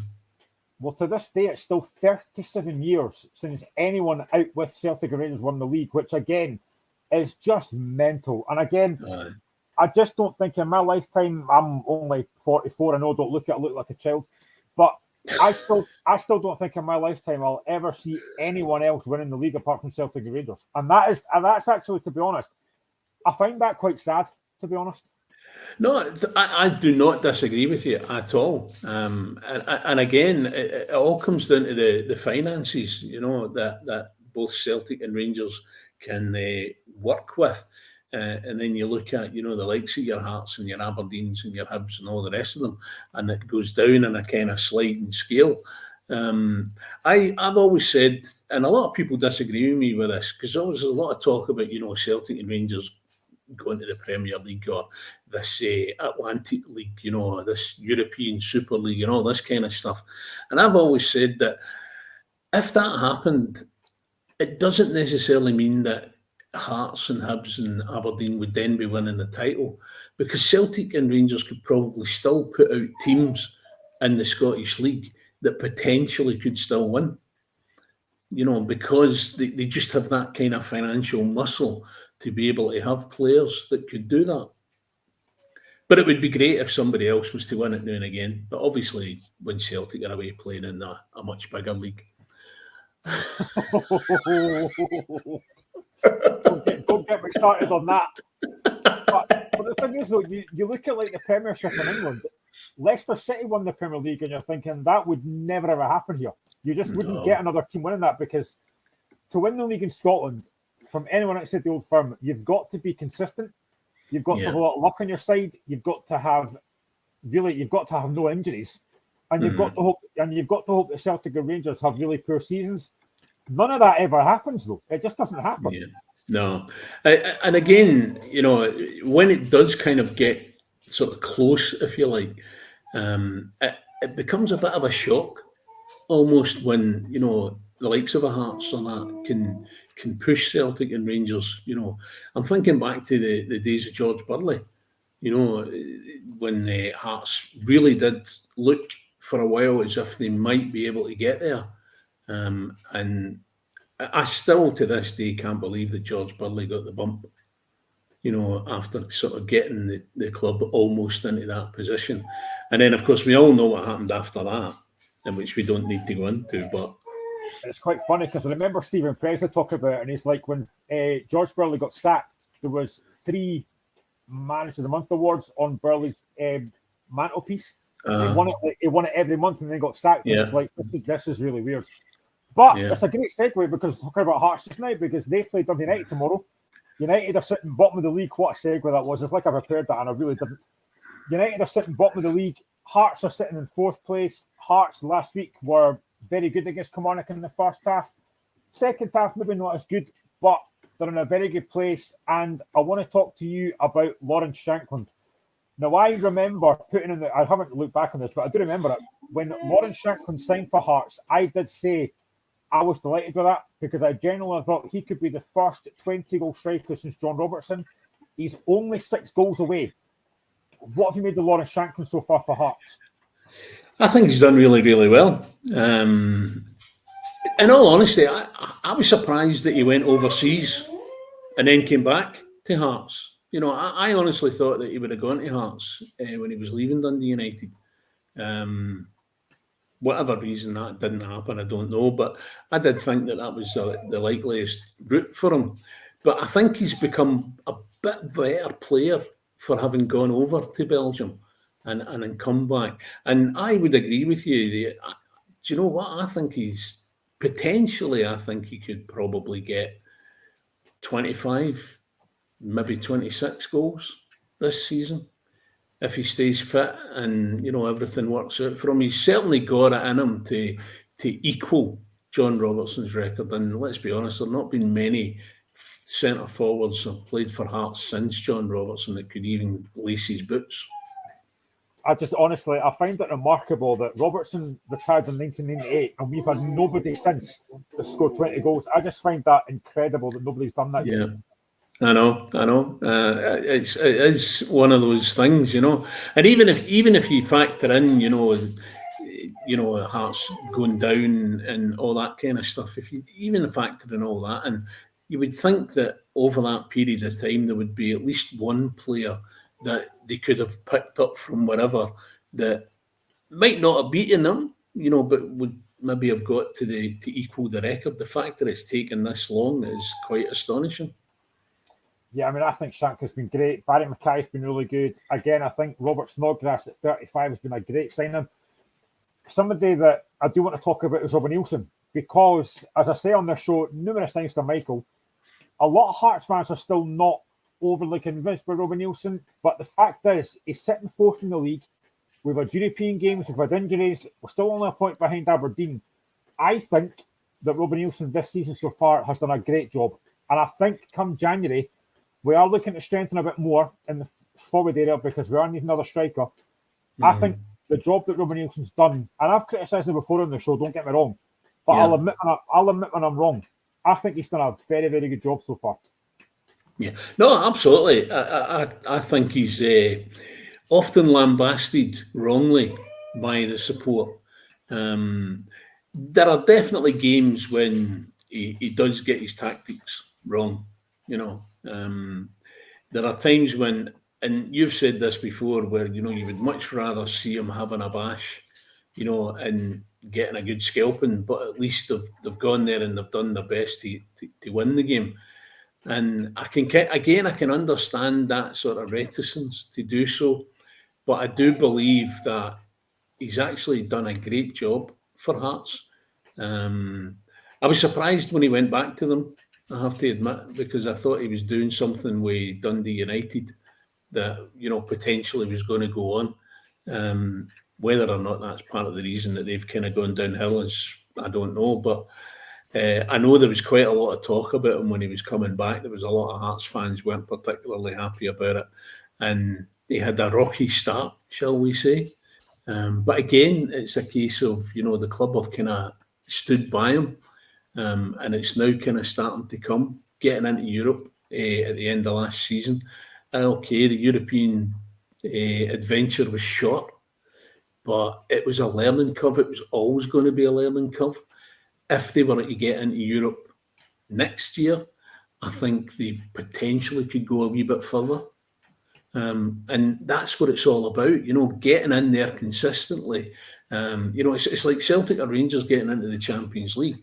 They have to get there year in, year out to improve sufficiently to start to get the really good results. It's all right, once in a blue moon, beating Barcelona off the park. And I'm talking about a Barcelona side that had Xavi, Messi, Iniesta, Puyol. They were an absolute galaxy of stars. But they came to Celtic Park and literally Celtic played them off the park, But you need to do that all the time. And unfortunately, from a Scottish football team perspective, we don't do it often enough, how long was it Rangers were out of the Champions League before they got back in? Was it 12 years or something? It's quite a few years, yeah. Yeah, and to be honest, I wasn't that surprised that they didn't do particularly well. I just didn't think that they would be so bad as what they had been, especially after how well they'd done in the Europa League the year before. But it's a different competition. And that's why, they have to get there on a consistent basis. And it's the same for all the other Scottish clubs that get into Europe. It's all right getting into Europe. It's being able to put together a run, And if it's only 3 or 4 games, but then you're back in the next year and that 3 or 4 games becomes 5 games or 6 games, that's what you're looking to build on. Consistency, that's what's needed. Yeah, in terms of United, I spoke about Kilmarnock lacking the quality. United are sitting bottom of the league, only on 12 points, so 3 points behind Kilmarnock. Again, they didn't have a game last week because they were otherwise obviously couldn't play because the game got postponed. Again, Liam Fox has had a difficult start to his Dundee United's career so far. This is a huge game for them tomorrow. Massive game. And I'm sorry, going to disappoint Dundee United fans, but I really don't see them beating Hearts. I think Hearts will have too much in the locker for Dundee United. And I think Dundee United will be lucky if they score. You can come back. We like you, James. Lawrence Shankland is going back to Canada for the first time since he left. So I would be putting money on Lawrence Shankland to get maybe a couple of goals tomorrow, potentially. Well, it's sod's law, isn't it? When a player has been something of a hero at a club, and then he goes away and he comes back, and 9 times out of 10 he's the guy that does the damage. Exactly. And you're kind of like, I hate him, because he was a hero here and he's now put us out of the cup or whatever it might have been, and I hate him. But you don't really hate him, in that moment in time you hate him, but you don't really hate him because you then think about all the good things that he did when he was at your club. Yeah, definitely. We've got 30 minutes left. It's been a very, very busy show today. Let's touch on the last game. We kind of touched on Livingston earlier on, so we'll touch on Hibs just now. Hibs against Livingston tomorrow. Lee Johnson has not had a great time of it so far. I think they've lost 8 out of the last 9 games. Disappointingly got beat by Rangers last week. Yeah. Although they did play well. Again, they're at Easter Road tomorrow. This is another big game for Hibs because their next 3 games, they play Livingston tomorrow at home. They then play Celtic at home on Wednesday. And then they've got Hearts at Tynecastle. This is potentially 3 huge, huge games for Hibs and Lee Johnson. Yeah, absolutely. And I think had they won against Rangers, I would have been probably more confident of them beating Livingston. As it is, I think they might be lucky to get a draw, even though they're at home. Because, as I said earlier, Livingston can be a very stuffy team. And Hibs are really in the doldrums at the moment, for whatever reason that they're in there. I don't think they're necessarily been playing badly. They're just not been consistent enough. And they had some players out injured that were very important to them. They're now kind of getting them back. I'm thinking of Kevin Nisbet. So, maybe that, not that one player, makes a club, but I think Kevin Nisbet could be the difference between Hibs actually sliding into the bottom half of the table staying in the top half. I mean, I think me and Michael mentioned this last week, but we talk about one-man teams. Again, it's not something I want to say, but Martin Boyle has been a huge miss for that Hibs team. Absolutely. And do you know what? I think he was probably a bit of a miss for Australia at the World Cup as well. But, you know, he's a terrific player. You know, you can't take that away from him. It was amazing that they got him back. You know, I honestly didn't think that they would be re-signing him. But fair dues, they did. But then, unfortunately, you know, they lost Nisbet, and then obviously they've now lost Martin Boyle as well. And again, it's a question of what players are there to step up and take over the mantle from, you know, those really good players. And they've not really had anybody to do it, so that's why they've kind of struggled. I mean, Lee Johnson at the moment is under a bit of pressure. If they were, I'm not saying that this will happen, but if they were to lose these next 3 games against Livingston, Celtic and the Hibs, against Hearts, do you think there would be a lot more calls for Johnson to get sacked? I think probably would be sacked. You know, if he did lose these 3 games. Let's discount the Celtic game, right? Because not many Hibs supporters are going to think, you know, that they'll topple Celtic. But they would be expecting to beat Livingston. And they would be hoping against hope to beat Hearts. So if that happened and they lost that middle game in that threesome, it wouldn't be so bad.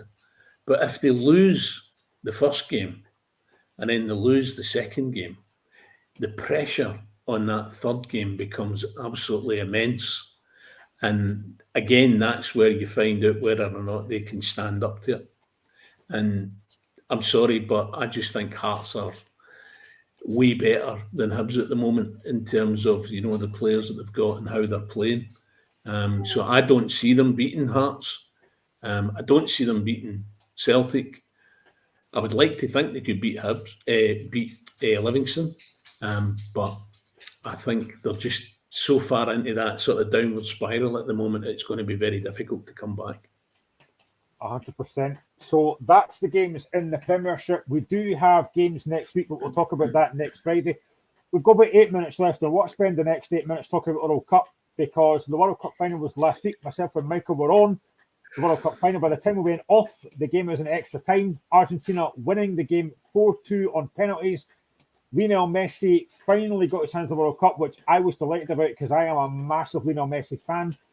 Before we get to the final, James, what was your overall thoughts on the World Cup? Because there's a lot of controversy about it with the human rights and the gay rights stuff. The football starts. What was your overall thoughts on the World Cup itself? Well, do you know what? I'm going to shy away from the whole political aspect of it because I think it's been done to death, you know, all about, you know, human rights and all the rest of it. For me personally, I was a wee bit disappointed in the World Cup, but I don't know if it was not because it was played in Qatar. I think it was because it was in the winter. Because for us, the summer tournament is always going to be the World Cup or the European Championships, depending on which, you know, sort of year it is. So I found it hard to get into the tournament. And I've got to say that I think I probably only watched about a handful of games over the whole period. Obviously, the final was one that I was never going to miss, regardless of who got there. But I didn't really watch that many other games. I dipped in and out of it, if I'm being honest. I was disappointed overall. I think there were players who were going to be at the World Cup that we kind of thought were going to light it up, and they didn't really.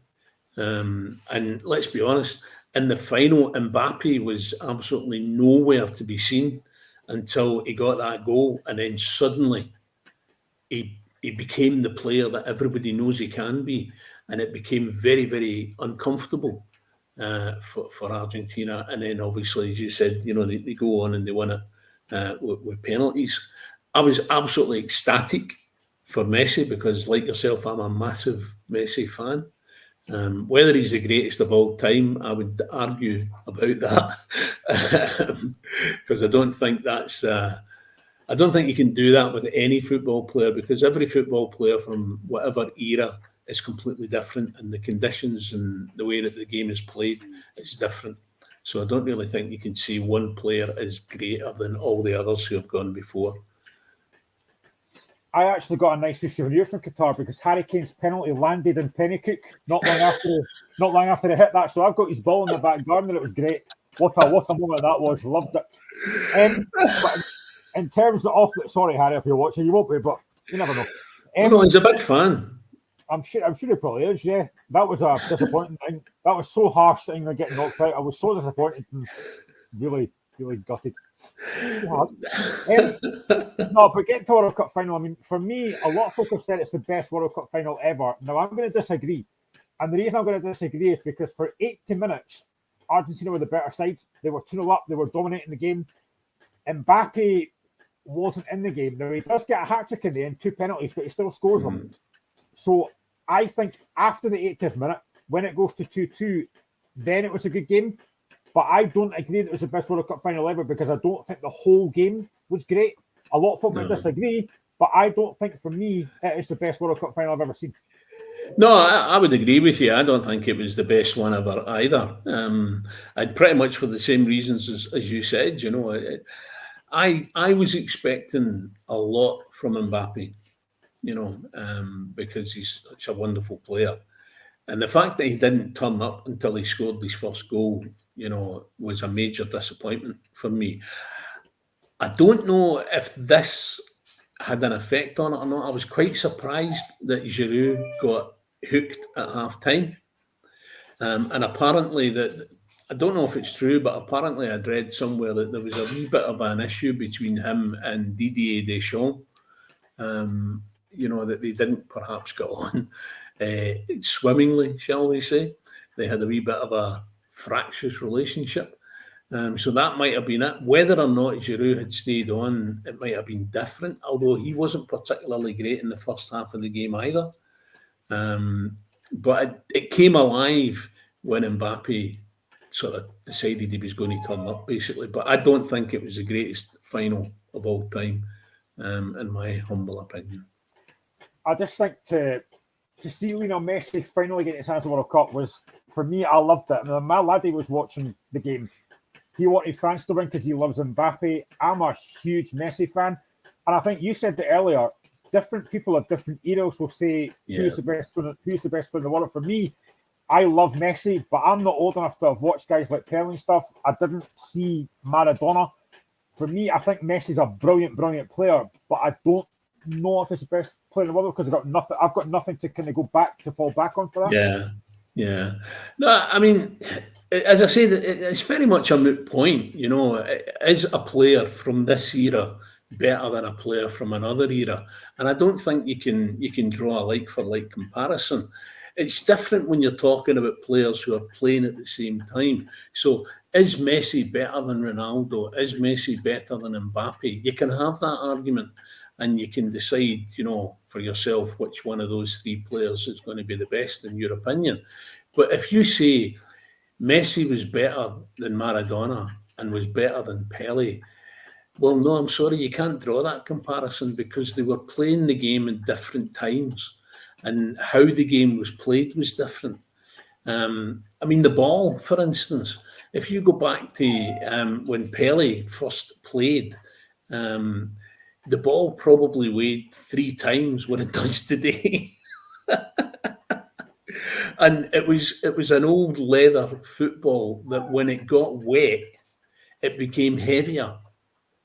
You know, so the fact that Pele could do what he could do and other Brazilian players could do what they could do with a ball in that time is completely different from what they can do with the ball now. And I suppose to a certain extent, you could maybe argue that the current modern Brazilian side isn't perhaps as good as previous Brazilian teams. You could maybe make that argument, but I don't think you could make it on the basis of individual players. I mean, for me, I think Pele is an absolute god. And I count myself lucky because I actually saw him play live. Admittedly, he was pretty much at the end of his career, and he was playing for Brazil against Scotland at Hampden. And he was probably given maybe 15 years at least on the majority of the Scotland players on the pitch that night, but he ran rings around them. And that was just because of the quality of the player. Yeah, absolutely. Well, we have had a very busy show. That is us finished for tonight. We will be back next Friday. Thank you very much to James for joining me tonight. If you haven't heard James before, James is actually on tomorrow. He is doing his big Saturday show at 10 o'clock on IndieLive.radio, so join him from 10 till 12. Myself and Michael, I think, are back next Friday on The Locker Room. We are back at 5 o'clock. Thank you to everyone for joining us. Thank you to all your comments. It's been another great show. And to all our viewers and all our listeners, have a fantastic Christmas, and we shall see you all next week. Bye-bye. Ta-da!